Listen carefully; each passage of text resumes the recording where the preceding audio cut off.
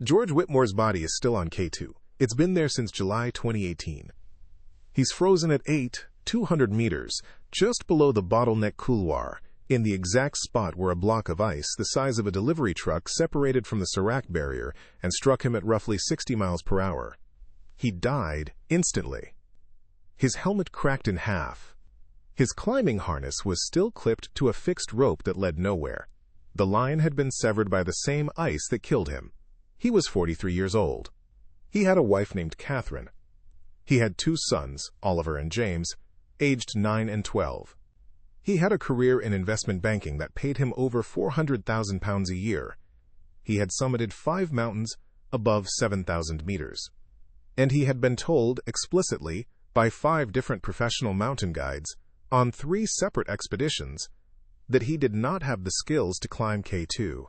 He ignored all 5 of them. Now, you're probably thinking you already know this story. Rich guy with more money than sense buys his way onto the world's most dangerous mountain. Sherpa warns him. He doesn't listen. He dies. You've heard it before. It's the same climbing tragedy template you've seen 100 times. Ego plus altitude equals death. But that's not what happened here. Here's what nobody tells you about George Whitmore's death. He wasn't an idiot. He wasn't delusional. He wasn't some weekend hiker who wandered onto K2 by accident. George had real experience. He'd climbed Broad Peak. He'd climbed Gasherbrum too. He'd spent over 140 nights above 6,000 meters across his career. He understood avalanche risk. He understood weather windows. He understood supplemental oxygen protocols. He was physically fit, mentally disciplined, and methodically prepared. And every single guide who warned him acknowledged that. Basung Tenzing, the first guide to turn George away in 2016, said afterward, "He was strong. He was fit. He knew the theory. But K2 isn't theory. K2 is reaction time. K2 is instinct above 8,000 meters. And George didn't have it. He climbed like a man following instructions. On K2, there are no instructions. There's just the mountain, and you, and whether your body knows what to do when everything goes wrong." That's the warning George received. Not "you're too weak," not "you're too inexperienced." The warning was, you climb mechanically, and K2 kills mechanical climbers. George heard that. He understood it. And he spent the next 2 years trying to fix it. He hired private coaches. He trained in the Alps. He did simulation exercises in hypoxic chambers. He read every account of every K2 fatality he could find. He was not a man who dismissed expert advice. He was a man who believed expert advice was a problem to be solved. That belief killed him. But George's death isn't just a story about one man's psychology. It's a story about 5 warnings, 3 expeditions, and an industry that profits from saying yes to people it should say no to. If you think the climbing industry protects its clients, you're wrong. The 5 guides who warned George were the exception. They turned down his money. They told him the truth. And what did George do? He found a 6th operator, a budget Pakistani company called Summit Karakoram Expeditions, that took his $65,000 and put him on the mountain anyway. Summit Karakoram had been operating for 2 years. They had no successful K2 summits on their record. Their lead guide had summited K2 once as a porter, carrying loads for a Korean expedition. He had never guided a client above Camp 3. George knew all of this.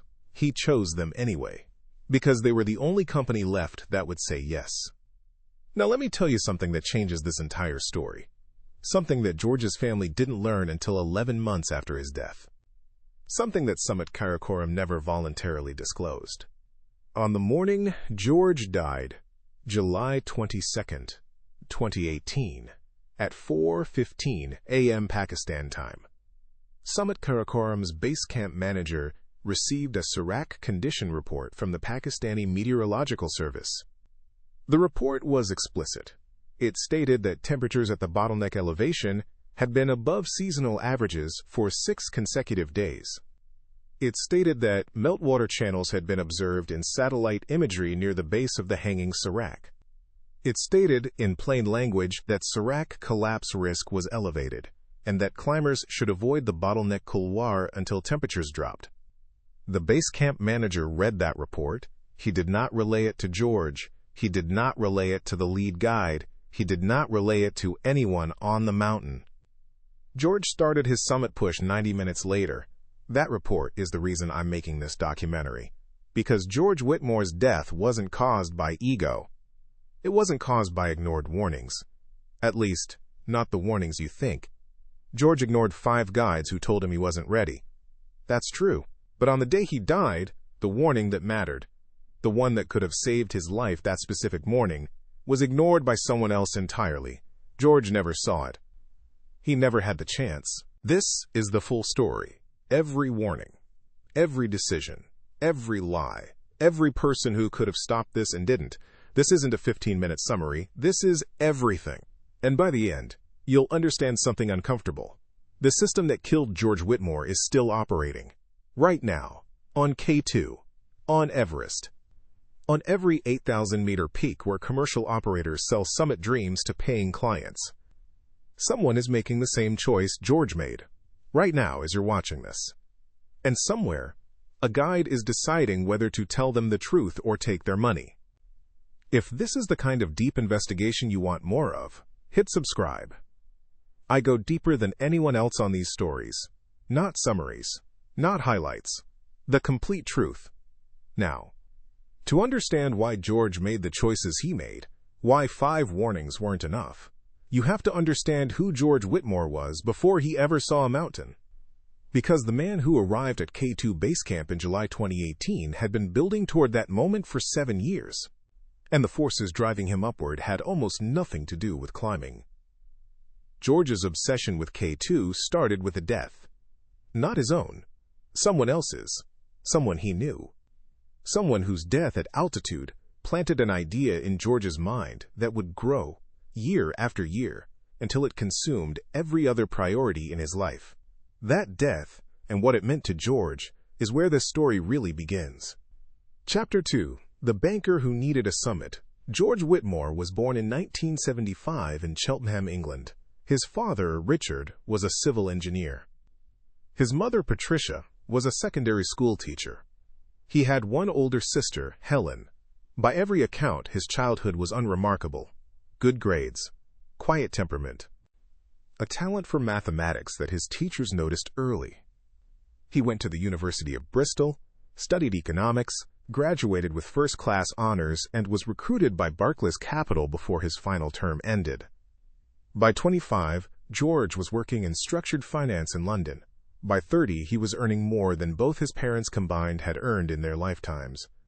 By 35, he had a house in Richmond, a wife named Catherine, whom he'd met at a colleague's wedding, and 2 sons born 18 months apart. Oliver came first, then James. George was, by every external measure, successful. He was also, by his own private admission, profoundly bored. Catherine would later tell investigators that George's restlessness started around 2010. He'd been at Barclays for 12 years. The work hadn't changed. The numbers got bigger, but the problems stayed the same. He described his job to Catherine as solving the same equation with different variables, forever. He started running marathons, then ultramarathons. Then he discovered mountaineering. His first climb was Mont Blanc in 2011. He went with a guided group. He was the oldest in the party by 6 years. He was also the strongest.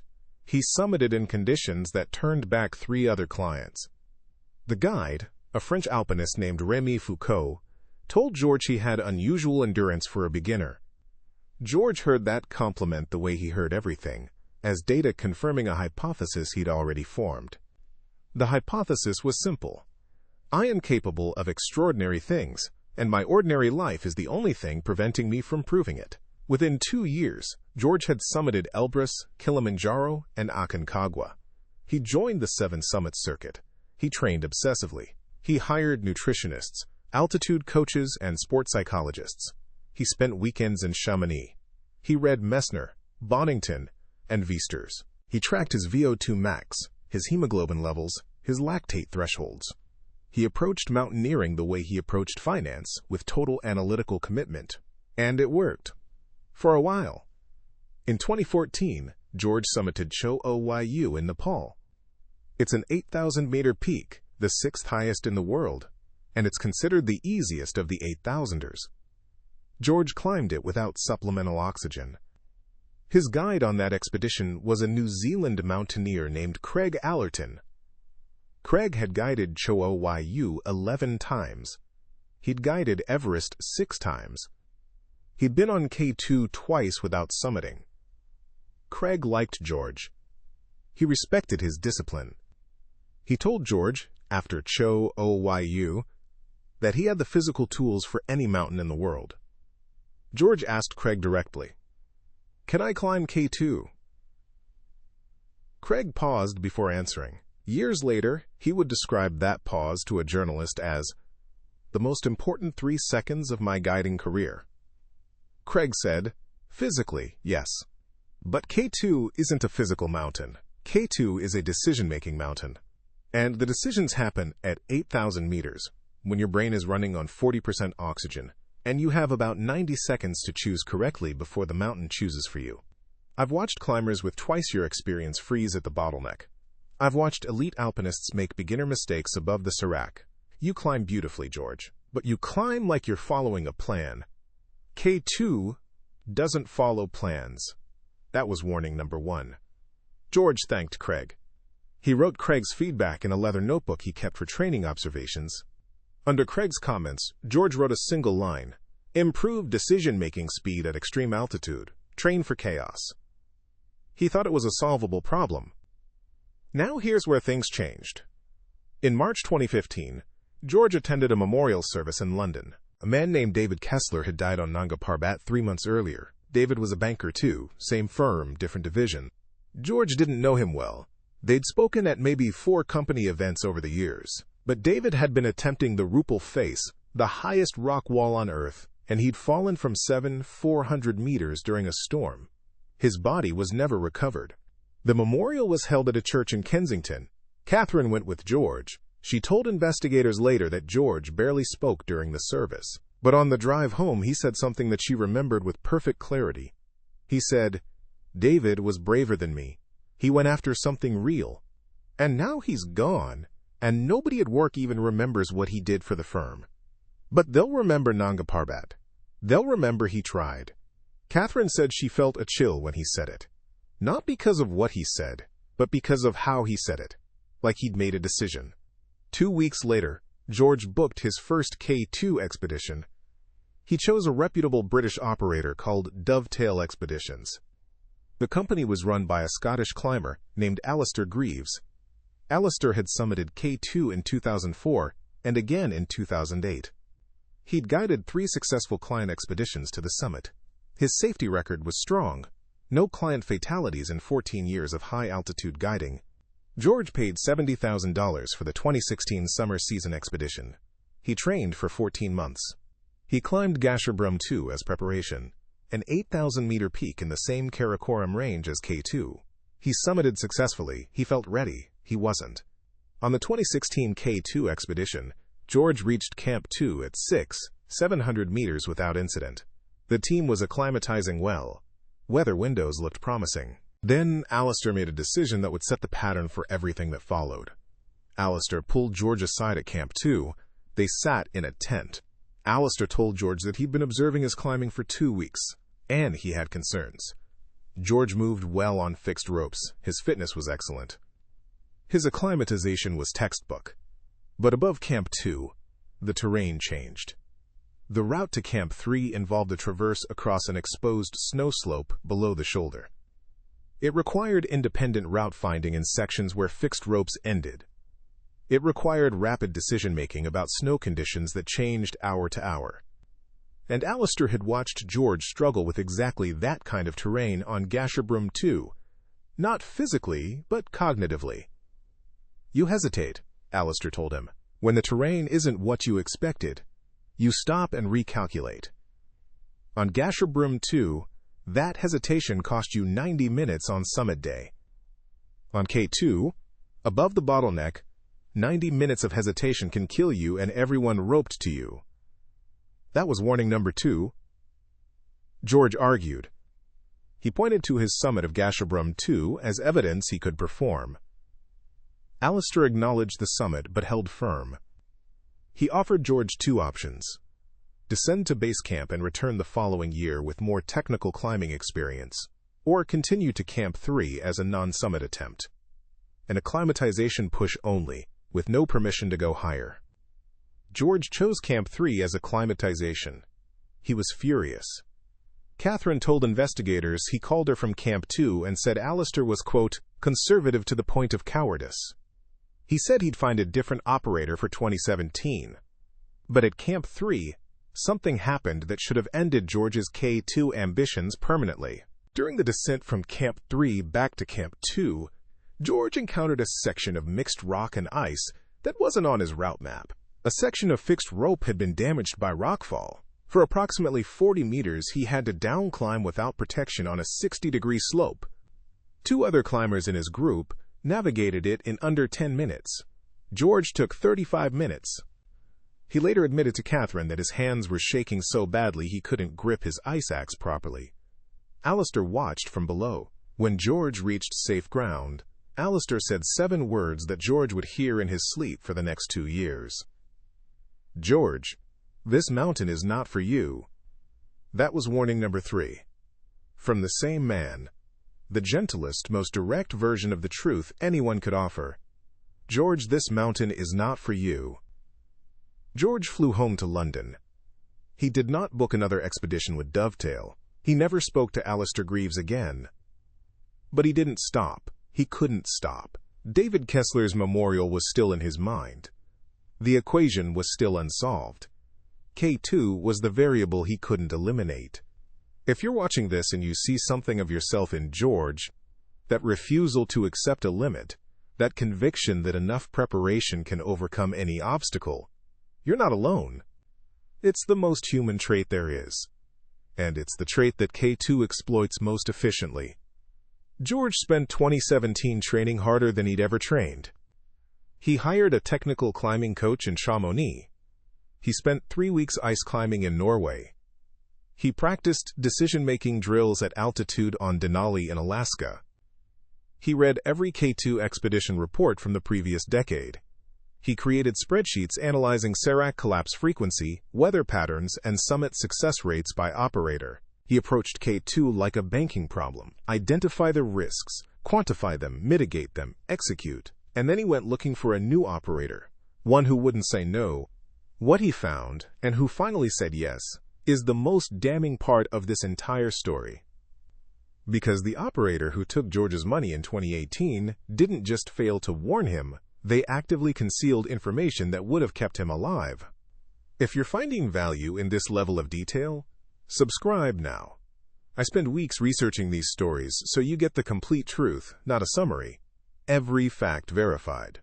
Every source checked. More deep dives like this are coming. George's search for an operator willing to take him to K2's summit would lead him through 2 more warnings, 2 more rejections, and finally to a company that had no business guiding anyone above base camp. Chapter 3. Shopping for a Yes.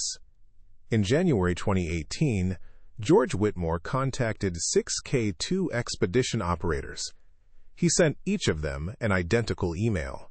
It included his climbing resume, Cho Oyu, Gasherbrum 2, Broad Peak, Denali, and 9 peaks between 6 and 7,000 meters. It included his fitness data, his medical clearance, and a detailed training log from the previous 18 months. It also included, remarkably, his own honest assessment of his weaknesses. George wrote, I have been told by 2 guides that my decision-making speed at extreme altitude is below the standard required for K2. I have worked extensively on this weakness over the past 2 years, and believe I have addressed it. I am looking for an operator willing to assess my readiness during the expedition and, if satisfied, support a summit attempt. That email is extraordinary. George wasn't hiding anything. He wasn't pretending to be someone he wasn't. He was openly admitting that 2 experienced guides had told him he wasn't ready, and he was asking operators to evaluate him and make the call. 4 of the 6 operators replied within a week. The first was Adventure Consultants, the New Zealand-based company made famous by the 1996 Everest disaster. Their reply was polite and direct. They said George's resume was, quote, solid but insufficient for K2. They recommended 2 more years of technical alpine climbing, specifically multi-day routes in the Himalayas involving unprotected mixed terrain. They declined his application. The second response came from a Pakistani company called Jasmine Tours, based in Islamabad. Jasmine had run K2 expeditions since 2009. Their lead guide, Fazil Karim, had summited K2 3 times. Fazil reviewed George's application personally. He called George on the phone. The call lasted 40 minutes. Fazil told George something that no one else had said quite so plainly. He said, "Mr. Whitmore, I have read your training log. I see a man who has tried very hard to become something he is not. You are an excellent high-altitude trekker. You are a competent climber on fixed ropes. But K2 requires a specific type of climber. Someone who has spent years making fast decisions on dangerous terrain, not someone who is trained to simulate those decisions. Training and instinct are different things. I cannot take you to K2. That was warning number 4. George recorded this phone call. Catherine found the recording on his laptop after his death. She listened to it once. She said Fazal's voice was kind, patient, almost fatherly. She said George's voice, by the end of the call, sounded like a man being told he had a terminal diagnosis. The third response came from a Chinese-Pakistani joint venture called Peak Objective. They offered George a spot on their summer 2018 expedition, contingent on a skills assessment at base camp. George was elated. He paid a $10,000 deposit. 3 weeks later, Peak Objective rescinded the offer. Their lead guide, a Chinese mountaineer named Liu Wei, had contacted Alistair Greaves at Dovetail for a reference. Alistair told Liu Wei exactly what he'd told George at Camp 2 in 2016. The hesitation, the slow reaction time on unprotected terrain, the 35-minute descent that should have taken 10. Liu Wei called George and canceled. I cannot bring a client to the bottleneck who freezes on mixed terrain, Liu Wei said. The bottleneck gives you one chance. You take it or you die. I believe you would hesitate, and I cannot be responsible for that. That was warning number 5. 5 guides, 3 expeditions worth of evaluation, 5 separate professional assessments, all reaching the same conclusion. George Whitmore climbed well. He trained harder than almost anyone. He was strong, disciplined, and brave. But he lacked the instinctive, reflexive decision-making that K2 demands above 8,000 meters. 5 men told him this. 5 men who had collectively summited K2 9 times. 5 men who had no reason to lie, no financial incentive to reject him, no personal grudge. 5 men who were trying to save his life. George heard all 5. And then he found the 6th operator. Summit Karakoram Expeditions was founded in 2016 by a man named Tariq Hussain. Tariq was not a mountaineer. He was a travel agent from Skardu who had spent 15 years organizing logistics for trekking groups in the Karakoram. He'd carried supplies to K2 base camp dozens of times. He understood permits, porters, helicopters, and weather forecasts. What he did not understand, and did not pretend to understand, was high-altitude guiding. But Tariq had noticed something. The demand for K2 expeditions was growing. Everest was getting crowded. Experienced climbers wanted something harder. Wealthy amateurs wanted something more prestigious. And the established operators couldn't accommodate everyone. There was a gap in the market. Tariq filled it. He hired 2 climbing staff. His lead guide was a man named Karim Shah, a 31-year-old from Hunza, who had summited K2 once in 2015 as a high-altitude porter for a Korean team. Karim had never guided a client above Camp 2 on any 8,000-meter peak. His second guide was a local climber named Rahim, who had extensive experience on Broad Peak and Gasherbrum, but had never been above 7,500 meters on K2. Summit Karakoram's permit application for 2018 listed Karim as lead climbing guide with K2 summit experience. This was technically true. It was also deeply misleading. Carrying loads to the summit as a porter and guiding a paying client to the summit are fundamentally different activities. A porter follows. A guide leads. A porter is responsible for equipment. A guide is responsible for human lives. George contacted Summit Karakoram in February 2018. Tariq replied within hours. The price was $65,000, significantly less than the $70,000 to $90,000 charged by established operators. The expedition was scheduled for July. Tariq did not ask for George's climbing resume. George sent it anyway. Tariq did not contact any of George's previous guides for references. He did not ask about the warnings. He did not request a skills assessment. He did not mention any fitness or experience requirements beyond a basic medical certificate. Tariq later told investigators, he paid the fee. He had a medical clearance. He had summited other 8,000-meter peaks. What more do you need? George wired the deposit in March. He wired the balance in May. On July 3, 2018, he flew from London to Islamabad. On July 5th, he took a domestic flight to Skardu. On July 8th, after a 6-day trek, he arrived at K2 base camp. Catherine drove him to Heathrow. Oliver and James came too. Oliver, who was 12, shook his father's hand at the departure gate. James, who was 9, hugged him and didn't want to let go. Catherine kissed George and said, "Come back to us." George said, "I always do." He'd said that before every expedition. Cho Oyu, Gasherbrum 2, Broad Peak. He'd always come back. The words had become a ritual, a superstition, a promise he'd never broken. At base camp, George met Karim Shah for the first time. They spoke for approximately 20 minutes. George showed Karim his climbing log. Karim was impressed. He told George that the weather forecast showed a possible summit window opening around July 20th. George was excited. George also met 5 other clients on the Summit Karakoram expedition. 3 Pakistanis, 1 Iranian, and 1 South Korean. None of them had climbed K2 before. 2 of them had never been above 7,000 meters. At base camp, George encountered climbers from other expeditions. Among them was a Sherpa named Lakpa Dorje, who was guiding for a different operator. Lakpa had summited K2 twice, and Everest 7 times. He knew Alistair Greaves. He knew Fazil Karim. And through the tight-knit network of high-altitude guides, he knew about George Whitmore. Lakpa approached George at the base camp mess tent on July 10th. What he said was later corroborated by 2 other climbers who overheard the conversation. Lakpa said, "I know who you are. I know Alistair turned you away. I know Fazal turned you away. I know Liu Wei turned you away. These are not small men.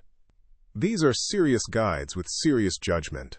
If 3 serious guides say you should not be here, you should not be here.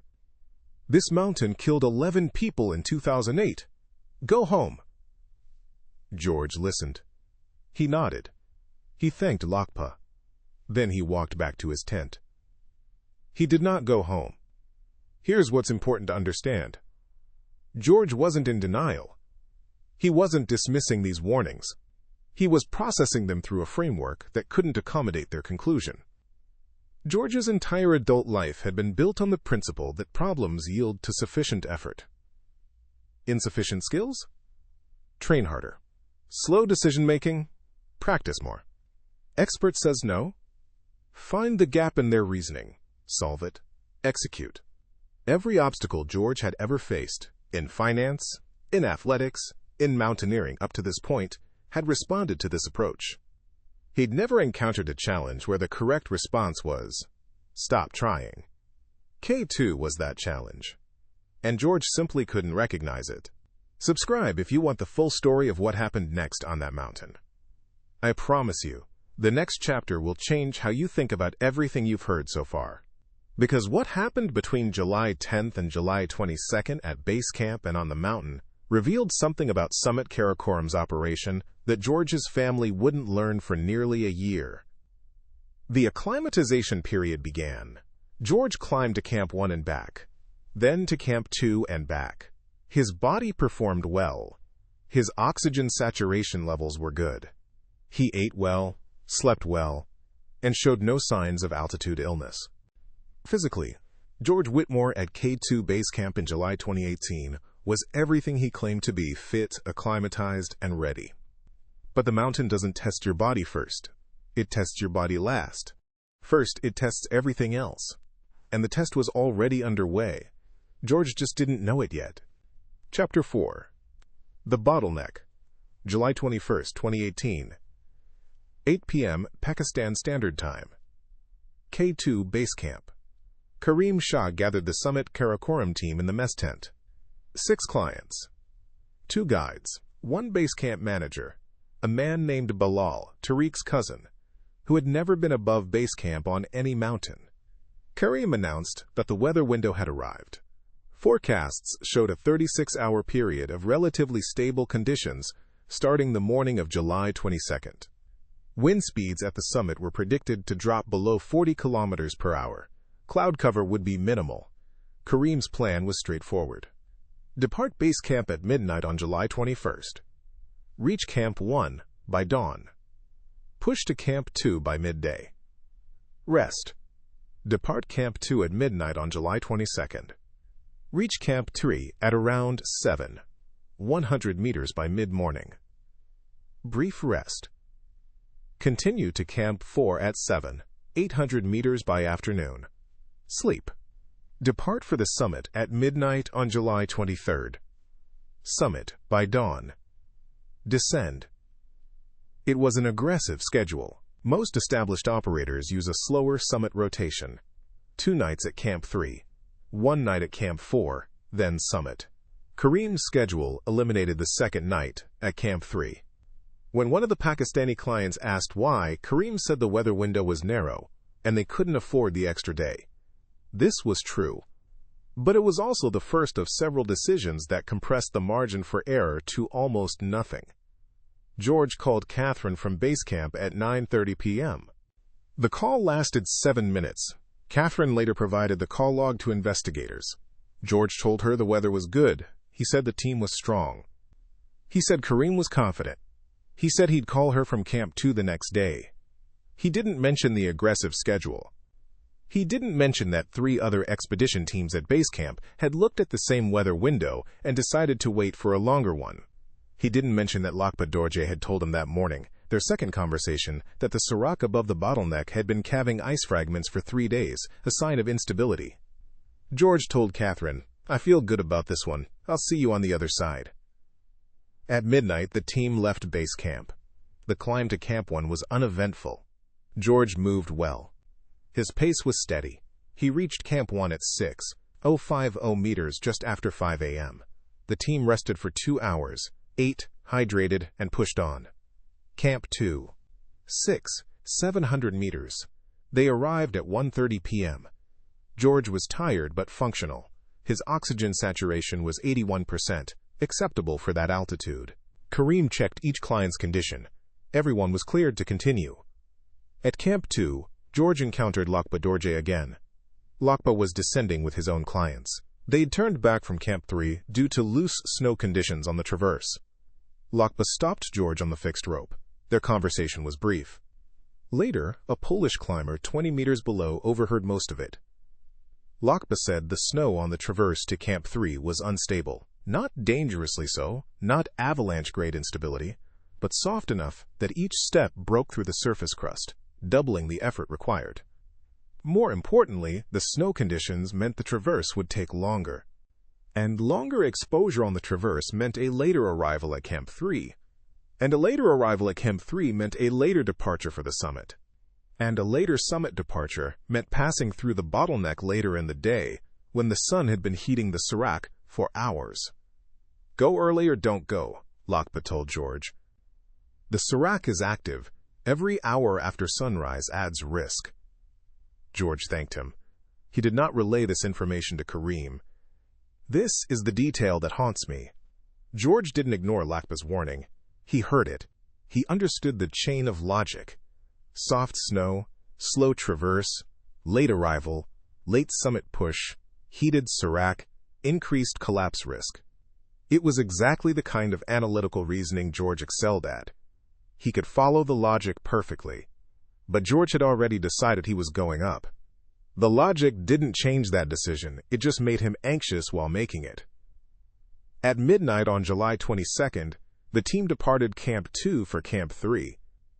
The traverse was exactly as Lakpa described. Soft, breakable snow. Slow going. George sank to his knees with every third step. The effort was enormous. His pace dropped. By 4 a.m., he was falling behind the group. Kareem slowed the entire team to match George's pace. They reached Camp 3 at 7, 100 meters at 9:30 a.m., 3 hours behind Kareem's planned schedule. This is where the timeline becomes critical. Everything that follows connects directly to those 3 lost hours. Kareem faced a choice. Rest at Camp 3 for the planned 4 hours and depart for Camp 4 at 1:30 p.m., arriving in the late afternoon. Or rest longer and push the entire schedule back by a day, burning into the weather window. Kareem chose to stick with the original plan. 4 hours of rest. Depart at 1:30 p.m. George spent those 4 hours in his tent. He ate half a freeze-dried meal. He drank a liter of water. He didn't sleep. His heart rate, recorded by his fitness watch, recovered from his body, averaged 104 beats per minute while lying down. He was exhausted. At 1:30 p.m., the team departed Camp 3 for Camp 4 at 800 meters. George was moving on willpower. His pace was the slowest in the group. One of the Pakistani clients, a man named Asif, later told investigators that George looked gray when they left Camp 3. Not altitude-sick gray. Exhaustion gray. Camp 4.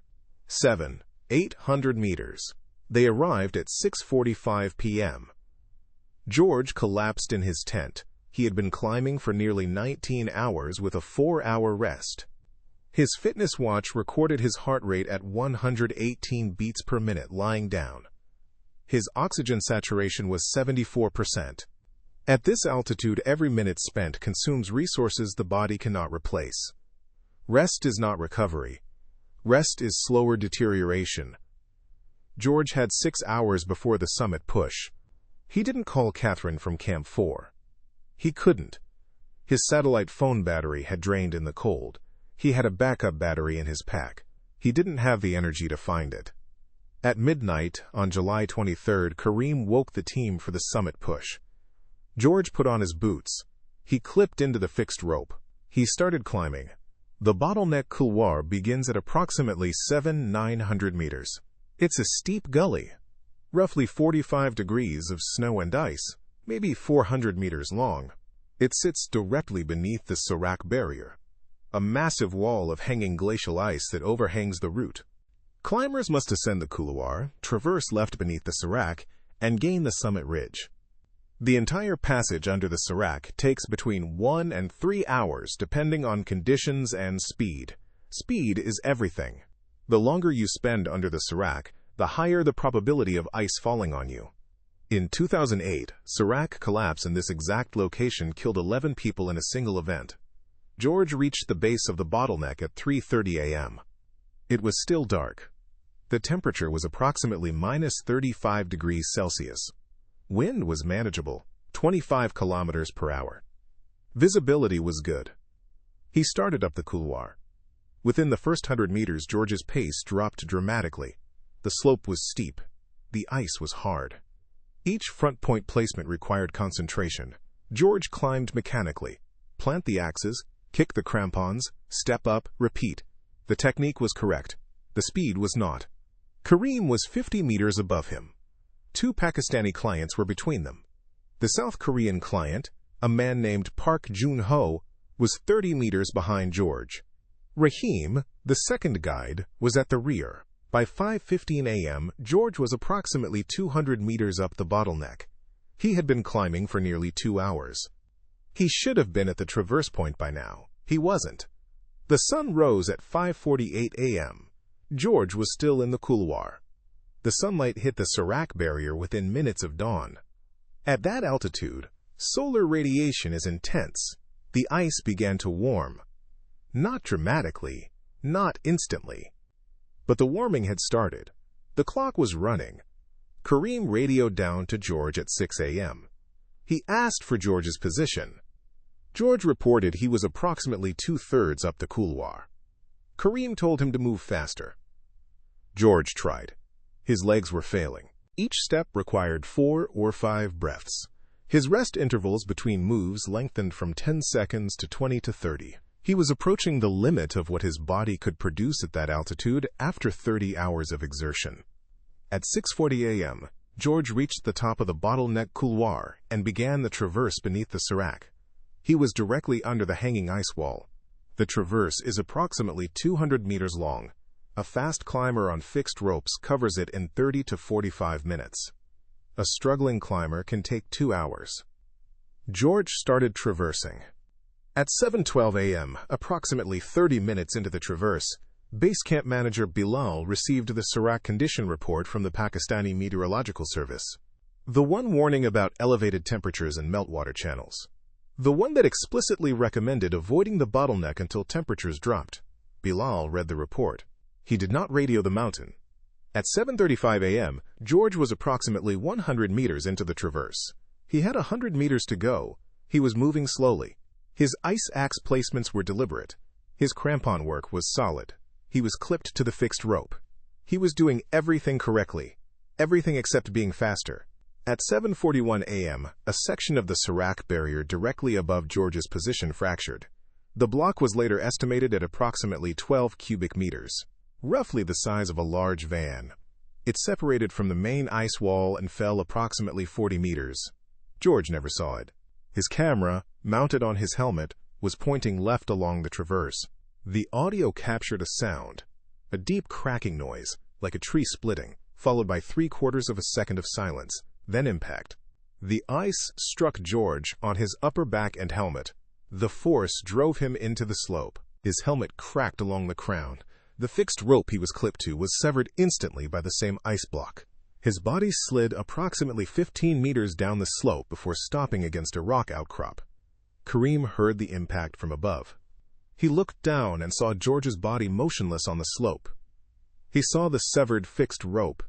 He saw the debris field of shattered ice scattered across the traverse. Kareem radioed base camp at 7:44 a.m. He said 3 words. Icefall. George. Park Jun-ho, the South Korean climber, was 40 meters behind George on the traverse. He was not hit. He saw the ice block fall. He saw George's body slide. He said later that from his position he could see that George's helmet was split open and his head was turned at an angle that meant his neck was broken. George Whitmore died at 7:41 a.m. on July 23, 2018. He was at approximately 200 meters on K2. He was 43 years old. His sons were asleep in Richmond. Catherine was making breakfast. She wouldn't learn for another 14 hours. The other climbers on the traverse froze. Nobody moved for several minutes. Kareem made the call from above. Continue to the summit ridge or descend. 2 of the Pakistani clients wanted to descend. 1 wanted to continue. Park Jun-ho said nothing. Rahim from below said they should all descend. Kareem decided to descend. The entire team turned around. Nobody touched George's body. It was too dangerous. The sérac had just proved it was active. Every additional minute on the traverse was another minute under the gun. They descended past George's body. Park Jun-ho later said he looked at George as he passed. George's eyes were open. His face was calm. Park said it looked like George was staring at the summit. By 3 p.m., the surviving members of the Summit Karakoram expedition were back at Camp 2. By the following day, they were at base camp. Kareem reported the death to Pakistani authorities via satellite phone. George Whitmore's K2 expedition was over. The 5 warnings hadn't saved him. The 6th operator hadn't protected him. The sérac report hadn't reached him. And now his body lay at 200 meters frozen into the mountainside, with a cracked helmet and a severed rope and a camera that had recorded the last sound he ever heard. Nobody summited K2 on the Summit Karakoram expedition. Nobody even reached the summit ridge. George's $65,000 bought him a death on the traverse beneath the sérac, in the exact scenario that every guide who warned him had feared. If this story is hitting you the way it should, share it with someone who needs to hear it. This isn't entertainment. This is a warning. And the more people who understand how George died, the fewer George Whitmores we create. What happened in the days after George's death, and what his family would eventually discover about Summit Karakoram's operation, would turn this from a tragedy into a scandal. Chapter 5. The Phone Call. Catherine never wanted. Catherine Whitmore learned her husband was dead at 9:47 p.m. British summertime on July 23, 2018. She was sitting in the living room. Oliver and James were upstairs. Oliver was reading. James was asleep. The phone rang. The caller ID showed an international number. Catherine answered because George had told her that calls from the mountain would come from unfamiliar numbers. It wasn't George. It was Tariq Hussein. He was calling from Skardu. His English was halting. He told Catherine that there had been an incident on the mountain. He said George had been involved in an ice fall. He said George was no longer with us. Catherine asked him to repeat himself. He did. She asked if George was injured. Tariq said no. Catherine asked if George was dead. Tariq said yes. Catherine's next memory, she told investigators, was sitting on the kitchen floor. She didn't remember walking to the kitchen. She didn't remember hanging up. She was holding the phone against her chest and the screen was cracked. She called George's sister Helen. Helen drove from Bath to Richmond, 90 minutes. Catherine didn't tell the boys until Helen arrived. They sat Oliver and James on the sofa. Oliver asked, "Is Dad okay?" Catherine said, "No, darling, Dad isn't okay." James, 9 years old, said, "But he promised." That detail appears in the investigation file. James said, "But he promised." Catherine couldn't respond. Helen held both boys, while Catherine went to the bathroom and vomited. The British Embassy in Islamabad was notified the following morning. A consular officer named Rachel Thornton was assigned to the case. Rachel contacted Summit Karakoram and requested a full incident report. Tariq Hussein sent a 2-page document. It stated that George Whitmore had been killed by natural icefall while climbing in the bottleneck couloir. It described the incident as an act of nature that could not have been predicted or prevented. It listed the time of death as approximately 7:40 a.m. It noted that George's body remained on the mountain and that recovery was not feasible due to altitude and terrain. The report did not mention the Surak condition warning received by Bilal at 7:12 a.m. The report did not mention that George had been climbing behind schedule. The report did not mention the warnings from 5 previous guides. The report did not mention that Karim Shah had never guided a client above Camp 2. Rachel Thornton flagged the report as, quote, incomplete, and requested additional documentation. Tariq Hussein did not respond for 6 weeks. George's body was not recovered. At 200 meters on K2, recovery is almost impossible. The cost would exceed $50,000. The risk to recovery teams would be extreme. Catherine was told that her husband would remain on the mountain indefinitely. She had no body to bury, no closure, no goodbye. The memorial service was held on August 15, 2018, in Richmond. Over 200 people attended. George's colleagues from Barclays, his climbing friends, his training partners, family from Cheltenham. Oliver and James sat in the front row.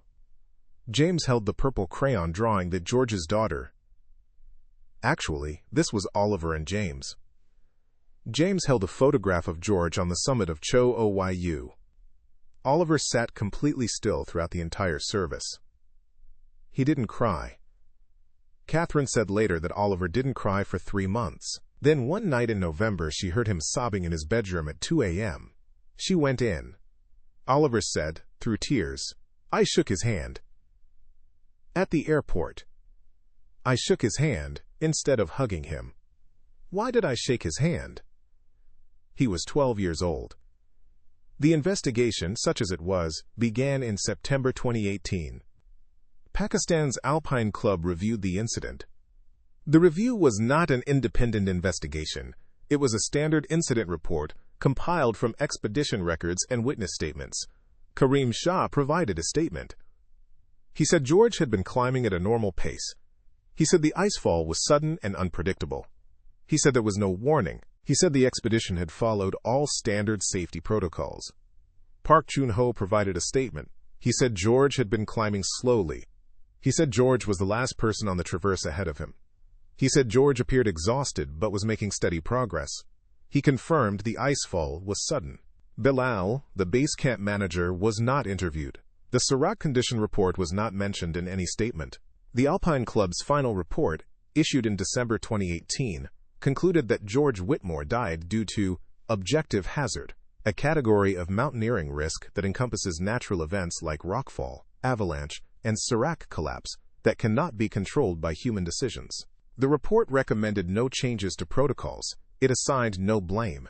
Case closed. Catherine received a copy. She read it once. She felt it was incomplete, but she didn't know why.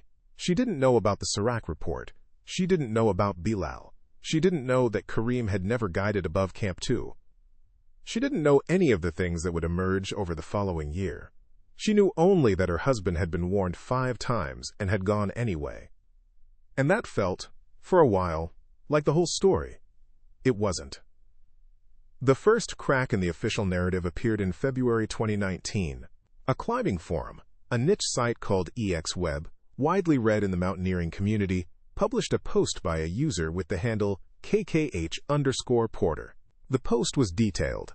It described the Summit Karakoram expedition from the perspective of someone who had been at base camp. It claimed that the expedition's base camp manager had received a Serac warning on the morning of July 23rd and had not relayed it to the climbing team. The post included a photograph of the warning report, date stamped July 23, 2018, 4:15 a.m. The text was in English and Urdu. It clearly stated elevated Serac collapse risk. The post went viral within the climbing community.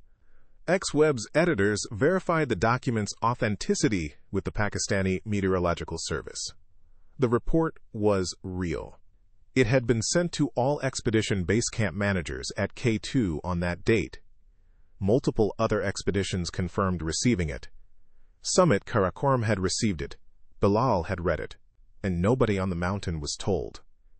Within a week, Catherine Whitmore's solicitor contacted Summit Karakoram demanding an explanation. Tariq Hussein's response, through a lawyer in Islamabad, was that the Serac report was routine and that, quote, similar warnings are issued frequently throughout the climbing season. He stated that relaying every weather advisory to climbers on the mountain would be, quote, impractical and potentially disorienting. Catherine's solicitor replied with a single question. Was this specific report, warning of elevated Serac collapse risk on the morning your client was traversing beneath the Serac, relayed to anyone on the mountain? Tariq's lawyer did not respond for 4 months. Subscribe now if you want to follow stories like this to their conclusion. This channel exists because families like the Whitmores deserve to have the full truth told. Not the sanitized version. Not the expedition company's version. The real version. Hit subscribe and you'll never miss a deep dive. The EXWeb post triggered something else. Other guides who'd been at K2 base camp during the 2018 season began speaking publicly. Fazl Kareem, the Jasmine Tours guide who had given George warning number 4, published a detailed statement on his company's website. Fazl wrote, I turned George Whitmore away because I believed he would die on K2. I told him this directly. I am haunted by the thought that my rejection led him to a less qualified operator. I said no to save his life. That decision may have contributed to his death. I do not know how to reconcile this. Fazl's statement was shared thousands of times. It crystallized the central tragedy of George's story. The guides who cared enough to say no had inadvertently pushed George toward the one who said yes. Alistair Greaves also made a statement, though more restrained.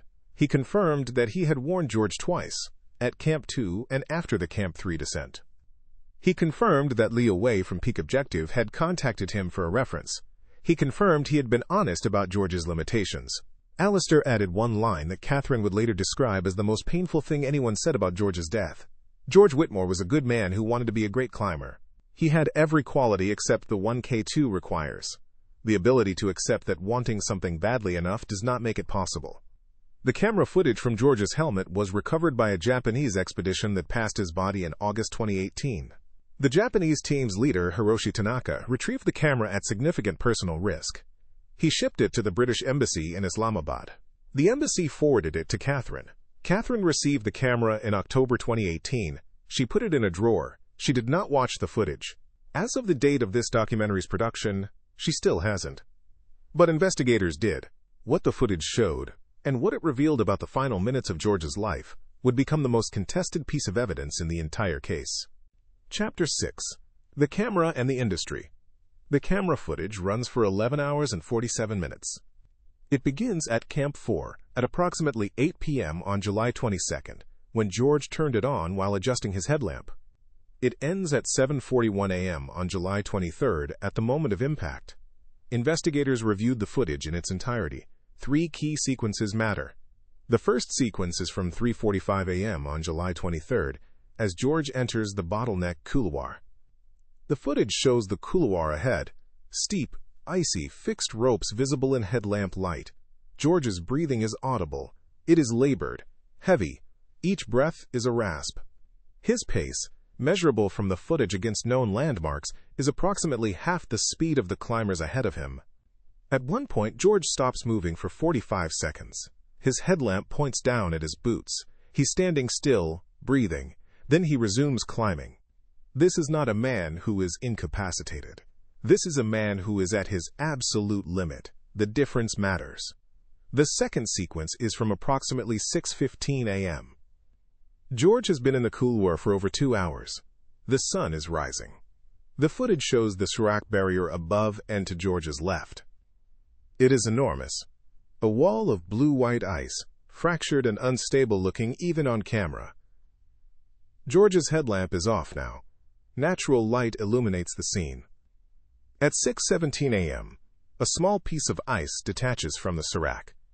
It falls to the right of the couloir, well away from George. But George sees it. The camera jerks toward the falling ice. George watches it fall. The camera stays fixed on the Serac for 11 seconds. Then George resumes climbing. He saw the Serac calving. He saw ice falling. He continued. This is the moment that divided the mountaineering community. Some argued it proved George was reckless. He saw active Serac collapse and kept going. Others argued it proved nothing. Small ice falls from Seracs are constant and don't predict large collapses. The 11-second pause could mean fear, assessment, or nothing at all. Park Jun-ho, watching from below, didn't see this small ice fall. Kareem, above, didn't see it either. Only George and his camera witnessed it. Only George could have made a decision based on it. He kept climbing. The third sequence is the final 90 seconds of footage. George is on the traverse. He is moving left across the slope, clipped to the fixed rope. His ice axe strikes are visible, methodical, precise, the product of hundreds of hours of training. His breathing is strained but controlled. At 7:40 a.m., George pauses briefly. The camera points toward the summit ridge, visible above and to the left. For 3 seconds, the frame shows the ridge against a clear blue sky. Then George resumes traversing. 15 seconds later, the cracking sound. The camera jerks. The image blurs. A flash of white ice fills the frame. Then black. The footage doesn't show George's death. It shows the last thing he saw. The summit ridge. 3 seconds of the thing he'd spent 7 years trying to reach. When investigators slowed the footage frame by frame, they found something in those final 3 seconds that George probably didn't consciously register. In the upper left corner of the frame, barely visible against the sky, a thin, dark line runs horizontally across the Serac face. A crack. The fracture that would, 12 seconds later, release the ice block that killed him. The crack was already there. The collapse was already in progress. George was looking at the summit while his death was forming above him. Now, let me tell you about the industry that made all of this possible. Summit Karakoram Expeditions was not an anomaly. It was a symptom. In the decade before George's death, the number of commercial K2 expedition operators had tripled. In 2008, there were approximately 6 operators offering guided K2 climbs. By 2018, there were 18. Many of these new operators were logistics companies, trekking outfits, travel agencies, transport services that had rebranded as mountaineering expedition providers. They had permits. They had base camp infrastructure. They had porters. What many did not have were experienced high-altitude guides. The economics were simple. A K2 expedition permit from the Pakistani government cost approximately $7,000 per climber. Logistics, food, tents, transport, porters cost roughly $15,000 per climber. An experienced K2 guide commanded a salary of $8,000 to $12,000 for a season. Total cost per client roughly $35,000 to $40,000. Established operators charged $70,000 to $90,000. Their margins were healthy, but they reinvested in safety.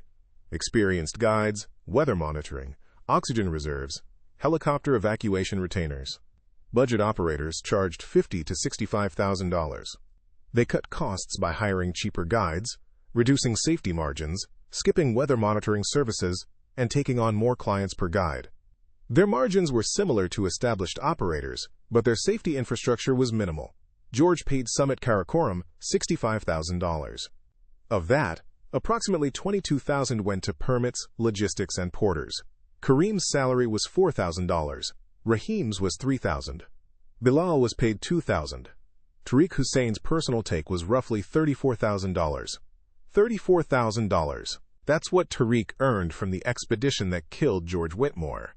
And here's the part that should make you angry. After George's death, Summit Karakoram was not shut down. Tariq Hussein was not sanctioned. Kareem Shah was not investigated. Pakistan's Alpine Club did not revoke their permit. In 2019, Summit Karakoram ran another K2 expedition. 8 clients. Same price. Same guides. Nobody summited. Nobody died. In 2020, the pandemic halted expeditions. In 2021, they were back. They are still operating as of this documentary. Catherine Whitmore filed a civil lawsuit against Summit Karakoram in Pakistani court in March 2019. The case centered on 2 claims. First, that Summit Karakoram failed to relay the Surak condition warning. Second, that Summit Karakoram misrepresented Kareem Shah's qualifications as a K2 guide. The case was complicated by jurisdiction. George was British. Summit Karakoram was Pakistani. The death occurred on K2, which is technically in Pakistan-administered territory but above the jurisdiction of any normal legal framework. Catherine's lawyers retained a mountaineering expert, a retired French guide named Philippe Renard, who had summited K2 twice and Everest 4 times. Philippe's expert report was devastating. He concluded that the failure to relay the Surak warning constituted, quote, gross negligence. He stated that any competent base camp manager would have immediately communicated the warning to climbers on the mountain. He further stated that Kareem Shah's qualifications were materially misrepresented, and that his single K2 summit as a porter in no way qualified him to guide paying clients through the bottleneck couloir. Philippe's report also addressed a question that George's family had been asking since the EX web post. Would the Surak warning have saved George's life? Philippe's answer was careful. He said, if the warning had been relayed at 7:12 a.m., George Whitmore was already on the traverse, approximately 100 meters from the point of impact. At his observed climbing speed, he had approximately 30 minutes of traverse remaining. If he had received the warning and immediately turned around, he would have needed approximately 20 minutes to retreat to the relative safety of the couloir. The Surak collapsed at 7:41 a.m., 29 minutes after the warning was received.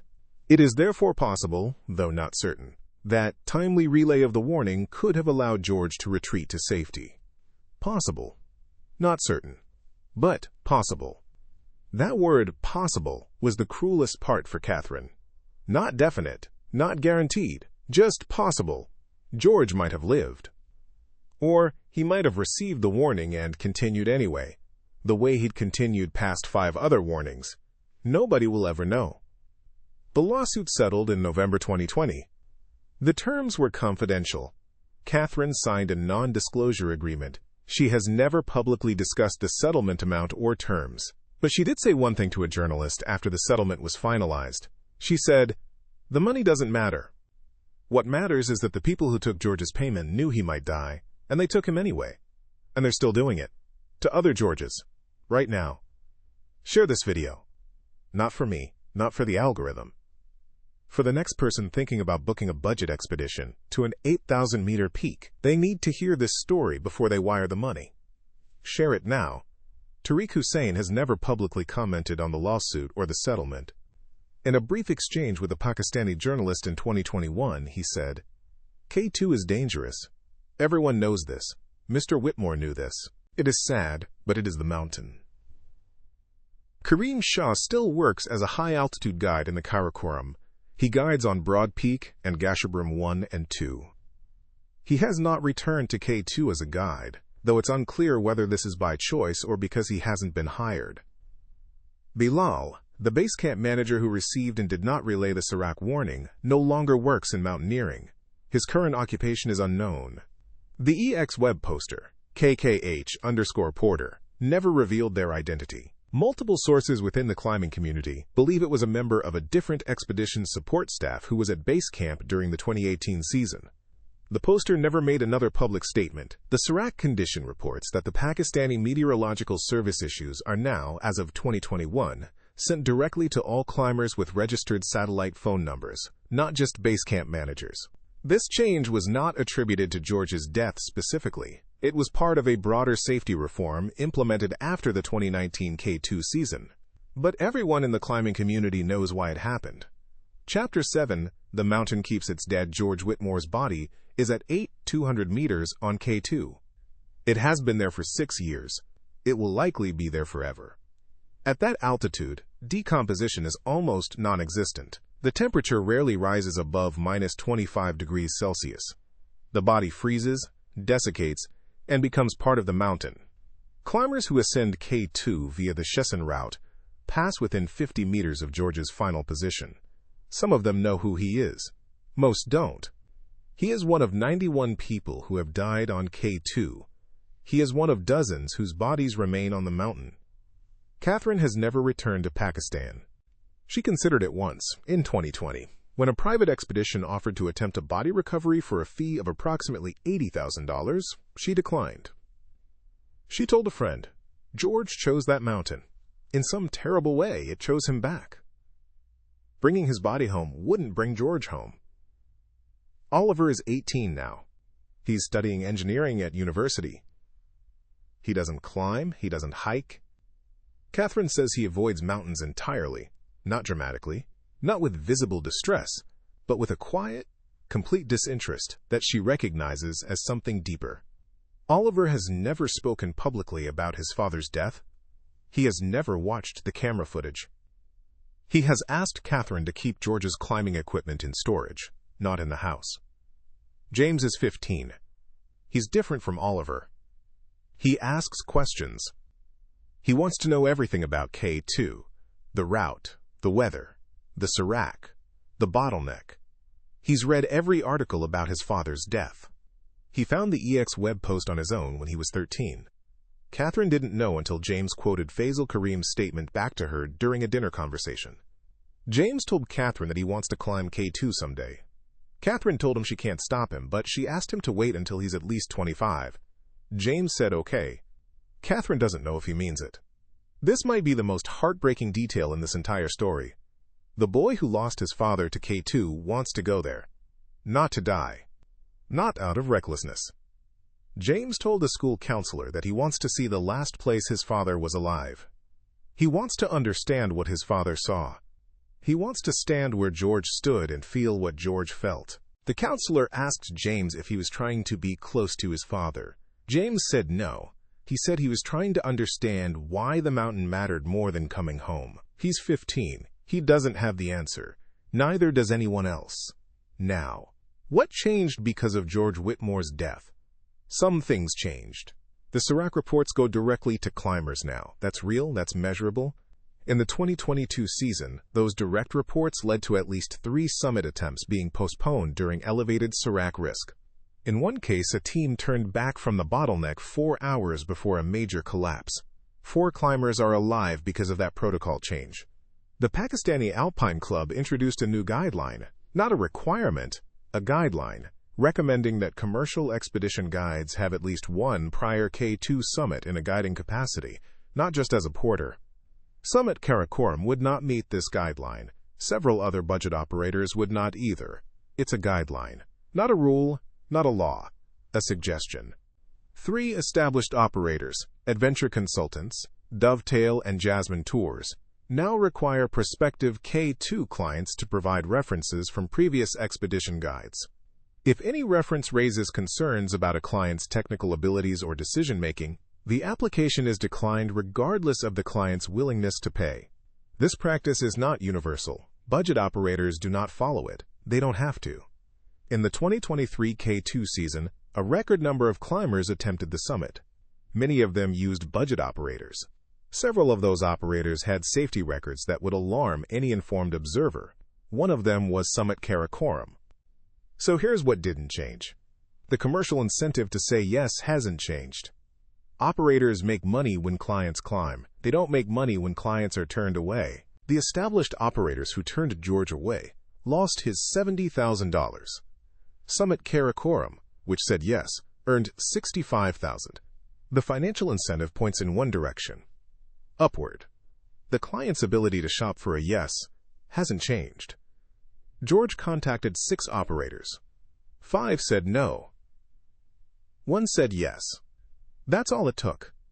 There is no central registry. There is no shared database. If Alistair Greaves turns a client away, there is no mechanism to alert other operators. The client simply moves down the list until someone takes their money.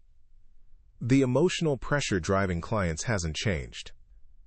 There are more George Whitmores now than there were in 2018. More wealthy professionals seeking meaning through extreme challenge. More midlife climbers with money, fitness, and determination, but without the instinctive mountain judgment that cannot be trained. Social media has amplified the pressure. Instagram summits. YouTube documentaries. The visibility of achievement has never been higher. The cost of turning back has never felt steeper. And the mountain hasn't changed. K2 is still there. The Serac still hangs over the bottleneck. It still calves ice. It still kills. Between 2018 and 2024, K2 has killed 23 more climbers. Some were experienced. Some were not. Some were warned. Some were not. The mountain doesn't distinguish. Subscribe right now. The reason I make these documentaries isn't for views. It's because every person who watches this and truly absorbs what happened to George Whitmore is one more person who might make a different choice. One more person who might listen to the 5th warning instead of looking for a 6th operator. Subscribe, because these stories need to be told completely, not in 10-minute summaries. Completely. Pasung Tenzing, the first guide to warn George in 2016, retired from high-altitude guiding in 2022. He runs a trekking lodge in Namche Bazaar now. He told a journalist in 2023 that he thinks about George Whitmore approximately once a week. Not with guilt, he said. I told him the truth. He didn't want to hear it. I think about him because I see his face in other clients. Every season, there is a George. Fit, determined, analytical, and convinced that the mountain is a problem to solve. The mountain is not a problem. The mountain is a fact. You accept it, or it kills you. Fazil Karim still runs Jasmine Tours. He still guides K2 expeditions. He has turned away 14 clients since George's death. Each time, he writes them a personal letter explaining why. He told a colleague that writing those letters is the hardest part of his job. I know some of them will find another operator, he said. I know some of them might die. But I'd rather lose the client than carry the body. Craig Allerton, the New Zealand guide who gave George warning number 1 on Cho Oyu, no longer guides commercially. He moved to a farm in Canterbury. He climbs recreationally. He followed George's case closely. When the EX web post revealed the suppressed Serac warning, Craig said something that stuck with everyone who heard it. I told George the truth in 2014. So did Alistair. So did Fazal. So did Luwei. So did Lakpa. 5 of us told the truth. One operator told George what he wanted to hear. And George died. The lesson isn't that George should have listened. The lesson is that the industry should make it impossible for a 6th operator to exist. The industry has not done that. Lakpa Dorje still guides on K2. He summited again in 2022. He passes George's body on every expedition. He told a filmmaker in 2023, I stop every time, not to pray, not to pay respects. I stop to remind myself why I do this work. I guide so that other climbers don't become George. That is my job. Not carrying oxygen, not fixing ropes. My job is to keep people alive. And sometimes keeping people alive means saying the words they don't want to hear. George's camera is in Catherine's house in Richmond. It sits in a drawer in the study. She has placed it inside a cloth bag so she doesn't have to see it when she opens the drawer. The memory card has been copied. The investigators have a duplicate, as do Catherine's solicitors. But the original camera, with its cracked housing and scratched lens, remains where Catherine put it in October 2018. She doesn't know if she'll ever watch the footage. She knows what's on it. She's read the descriptions. She knows about the labored breathing, the slow pace, the 11-second stare at the calving serac, the 3 seconds of summit ridge, and then the crack, and the white, and the black. She knows her husband's last visual experience was the summit he never reached. She told a friend, "I don't need to see it. I already know the ending.